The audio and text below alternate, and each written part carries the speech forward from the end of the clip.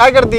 अरे ये रे ते पाणी बघायला पाणी नाही राहिलं पाऊस आहे ना दुष्काळ पडतोय काय कोणाला माहित अरे काय मागून पाऊस आलाय ना. आणि तू काय आला इकडे मग अरे हे धर मिरच्या. आणि मिरच्याचं काय करू आता या मिरच्यापासून आहे ना मला तू भजे करून दे. मग चल करते चल. चल आता हेडेवलं सुरू केलं आणि लगेच पाऊस आला आणि त्याच्यात मला ढोबळ्या मिरचीचे भजे करायचे होते. आता खायला लय मजा येईल. आता लगेच मी भजे करते.